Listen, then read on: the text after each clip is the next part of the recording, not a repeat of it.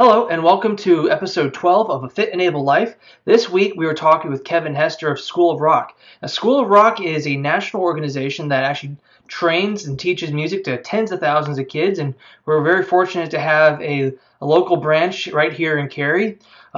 Kevin's school has group-based music lessons with kids and adults, and it does a lot of great things for them. It gives them the self-confidence of mastering a skill and performing it in front of other people, all the positive lessons of teamwork, and so many other great things. It's a really positive influence on these kids' lives, and Kevin's going to tell you all about that. So I don't want to delay any longer, so here we go.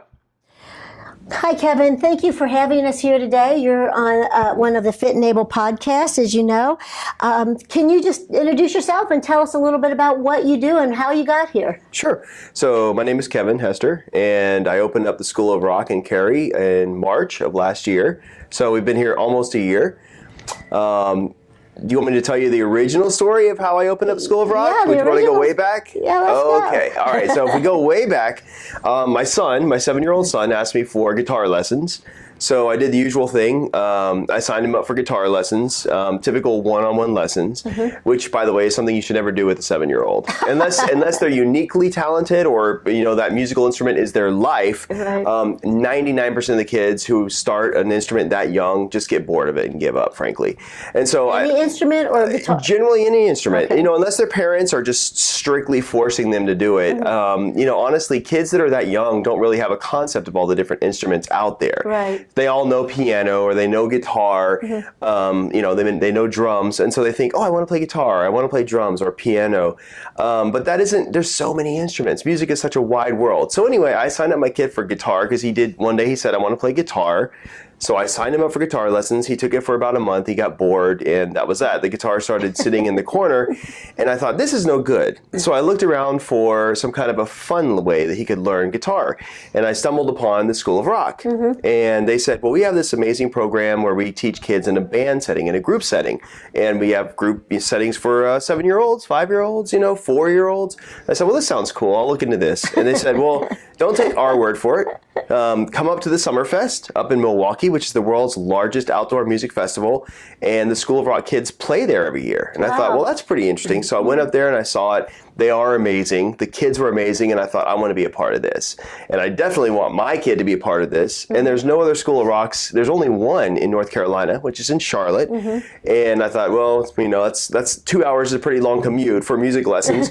So here we are, about a year later. That's so cool. That's so cool. Now, are you a musician? I play keyboards, but I'm not a professional musician. I'm just a manager, and I hire professional musicians and make sure that they show up on time. That's my duty here. You realize that's the sign of a good manager. Yes, you can call me a talent scout.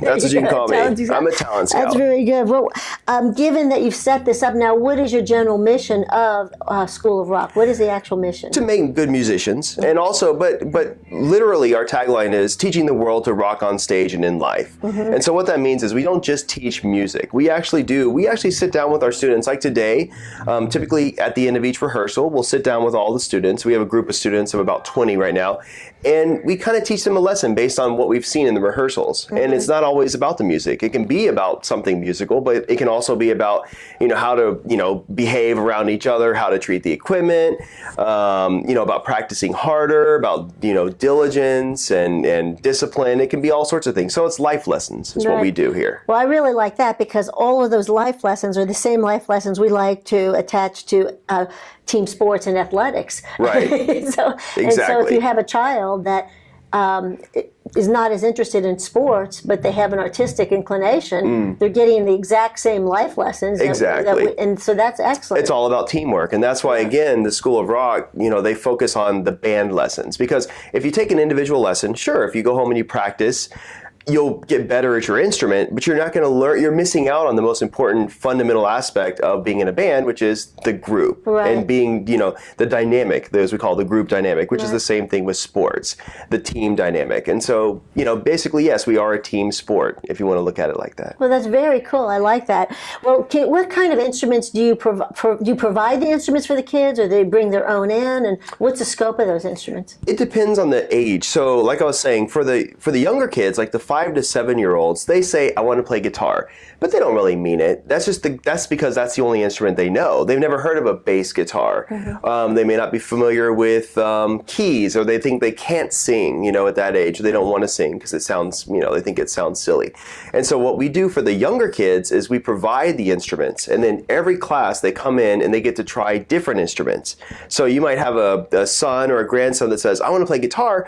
Well, why don't we try this rookies class? And in that class, they get to try each instrument, each class. And so finally, after a certain, number of months, they really have a good idea of which instrument they want to play. So when they say, I want to play guitar after being in the rookies class for 8 months, they really mean, I want to play guitar. They're not just saying that because guitar is the only instrument that they know of that looks cool. They're making an informed choice. Exactly. And for the older kids, they have their own instruments. By the time they're teenagers, they've pretty much settled on an instrument, and so they need their own instruments to practice, because it's not, we're just the tip of the iceberg here. We provide an atmosphere where they can come in and play with their bands, but they've got to go home and they've got to put the time in to make it all happen. Right. Show up to the lessons prepared. So. Well, that's really cool. Now, in terms of kids, children that you have such a wide variety of children that have no talent, marginal talent, great talent.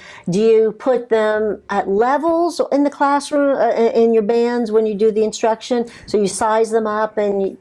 Well, the unique thing about School of Rock is that we actually cast each song. So there are other programs that mimic what School of Rock has done. What do you mean by cast each song? So basically what other schools will do is they'll put the kids in a band. Say there's 5 or 6 kids. They'll say, okay, you are a band, okay, and here is your set list, and you need to learn these songs. And those kids are all various abilities. Some are beginners, some have been playing for 5 years. What we do is we take a song, and let's say the song is an advanced song. Well, then we pick students who are advanced students, and we put them on that song. So all of the students are basically matched to songs that fit their skill level. And then as they improve, we challenge them, and we give them songs that we know will challenge them, that they're going to have to go home and really practice hard.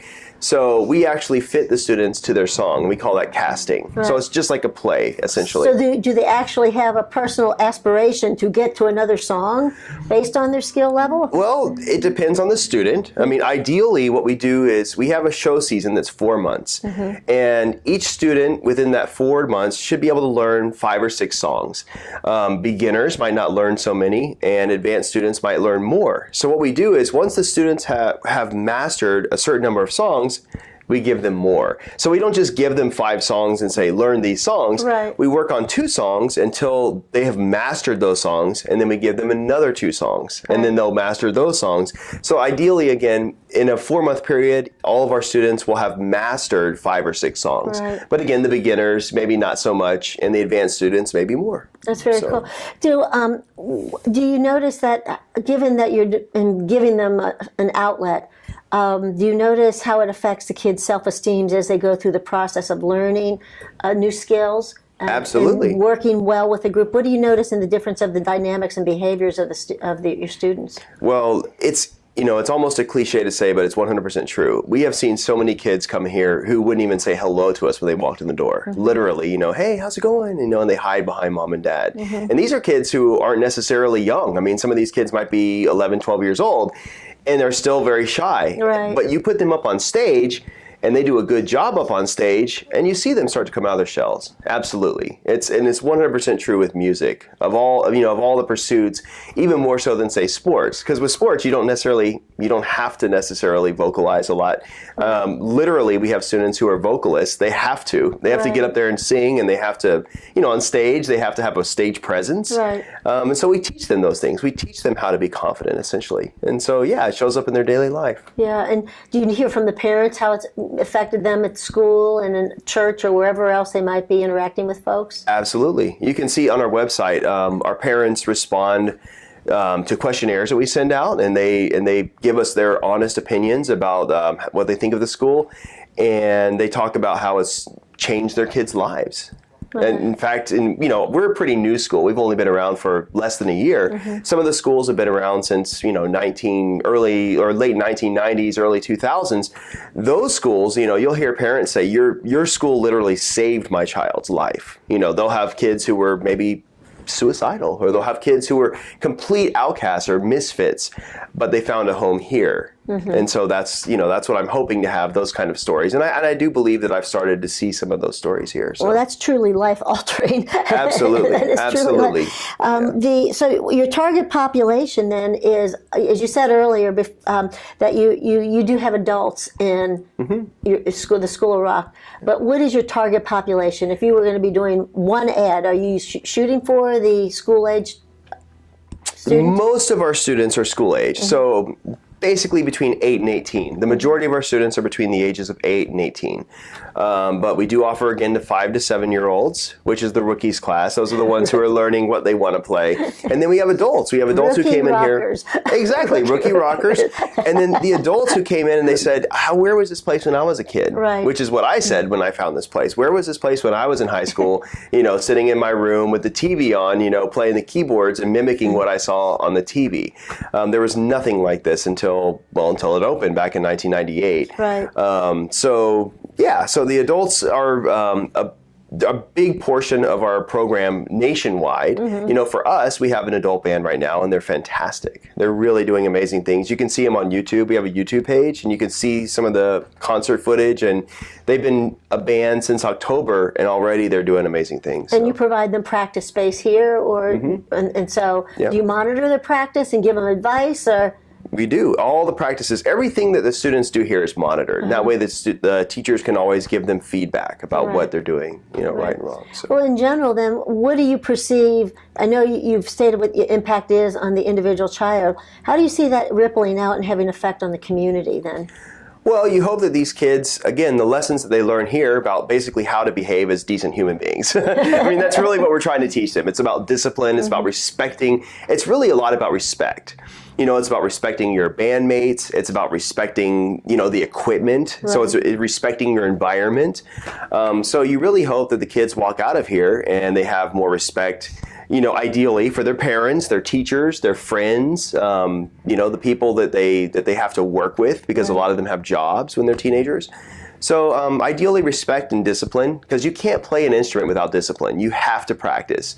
It takes so much practice, much more than even sports, to be a professional musician, or even like our kids are not necessarily professional, but they play like professionals. Right. So to get to that level, you have to go home and put in the time. Reading and understanding music is complicated. Sure. Running can be pretty elementary. Right. So, they both require discipline, but it's the one thing about music though is it's always changing. So once you're good at a sport, sure, there's dynamics on the field and you have to adapt to that. But generally speaking, you're doing the same thing over and over again. With music, you are learning new material all the time. If you're a good musician, you're constantly challenging yourself with newer and harder material, which is something that really nothing else can give you. Right. So. Well, in sports, there's sort of the crawl, walk, run kind of aspect of it. So when you're having, in terms of pedagogy, are you would you consider the crawling space for a young musician that comes in, no skills, no training? What would be the crawling in your view? Okay, so we have a program called Rock 101, and that's really for the students who've never picked up an instrument before. So they know what they want to play. Typically they're 8 to 11 years old, so they know what they want to play, but they just haven't had an opportunity to really have any formal training, and certainly not a band.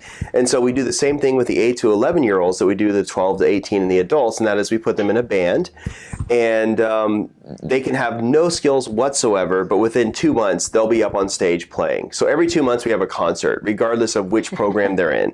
So within 2 months we'll have them up playing on stage, and they do a great job. As again, you can see for yourself if you go to our Facebook page or our YouTube page. We have the videos up there, and they kind of speak for themselves. I mean, the kids do a great job. Do kids find that when they come in here, like late in the day after school, that practicing relaxes them? Does it give them even an outlet from their regular day? I hope so. I think it's when you come in here and when you're with your band, I think it's you just sort of let go. You have to go with the flow, and so it's almost. I think you can. I don't want to say escape is not the proper word, but I do think that you have to, in a way, leave all that stuff behind when you come through these doors. Right. I think that our goal, that's one of our goals, is for kids to walk in through that door and for this place to just be about the music. Ideally, that's what it's about. So I mean, sure, they're teenagers, so there's drama. They're kids, and so there's drama with little kids too. But the bottom line is, I think the majority of kids who walk through those doors are, I would say 98% of the kids who walk through these doors have a smile on their face. They're ready to be here. And yes, sometimes when they walk in, they're in a bad mood. They had a bad day. They're sad. They're whatever, angry. But it doesn't take long. It doesn't take long. Usually by the time they're leaving here, they've got a smile on their face. And I think that we do provide that. Well, that's terrific. Now, you said that you're a young school, but do you have a success story that you've seen this child just blossom under the School of Rock? Every kid who's with us. I love that. Every single kid. Honestly, I can say that in all honesty. Every single kid that came to us has improved. I have not seen, there's not been any kid that's joined our band program who went downhill. Every single student who's come in here is now at a higher level than when they came in here. And it doesn't matter if they were total beginners or if they were, quote, experts, advanced students. Every single student is a success story so far. Right. Well, that's a great, well, as a coach, I'd love to have that. Well, I love that statistic. It's, again, I just think music is such a wonderful thing. Right. I think everybody loves music. At the end of the day, literally almost everybody in the world loves music. And if you can make music, it's just adds that much more to your love of it and your appreciation for it. So it's almost a no-brainer that they're going to enjoy it. Now, some kids do come in here, to be honest, and it's not for them because they realize there's a lot of work that goes along with it, and they have a lot of other events in their lives, or they have homework, or they have sports, and it's not the perfect match for everybody because some kids are overloaded. As you know, in this day and age, with the helicopter parents and the soccer moms and all that, kids have a lot going on, and so this really is more for students who are going to have the time to commit, to the music, because there's a time commitment. Do you also find that you have students that haven't found their niche in another, they're not good at soccer, or they don't enjoy soccer, they don't enjoy running, they don't enjoy swimming, or one of these other outlets of the hundreds of outlets that are offered? Absolutely. Karate doesn't interest them. Absolutely. I mean, that's a huge thing that we do here is we give kids, especially the high school kids, because usually by high school, most kids have sort of found their niche, so to speak. Right. But a lot of our kids, there were not programs like this available for them. Right. And so until they came here, they didn't realize that they even had a niche. They were still struggling to where do I fit in? Right. What's my thing? And so, there's been a lot of those. I've seen so many of those kids come in here, and I'm so happy to be able to provide that because you can see it will change their lives. It will absolutely change their lives. In a very positive way. Well, before we wrap up, you've got to tell me about this behind us. Yeah, absolutely. So one of the amazing things about School of Rock is we're an international organization. We have 180 schools worldwide, 20,000 students in our system, and we have a program called All Stars. All Stars is the top 1% of all of our students internationally, so 200 students. Well, each year, those students try out, and the students who make the All-Star team, they actually get to travel around the country on a tour bus, just like rock stars, and they get to play at some of the most iconic venues in the country. They play, and they also get to play like big festivals like Lollapalooza. Wow. Yeah, and they play at iconic places like the House of Blues, and in this case, they were playing at Red Rocks in front of 8,000 people. So, I mean, can you imagine as a teenager, what are the odds of being able to do something like that? Right. And so we're one of the few, other than say Broadway, we're one of the few avenues to get to Carnegie Hall. Right. We're one of the few places that can offer something like that to kids. So it's pretty. I mean, you see the look on the kids' faces, and it pretty much tells it all.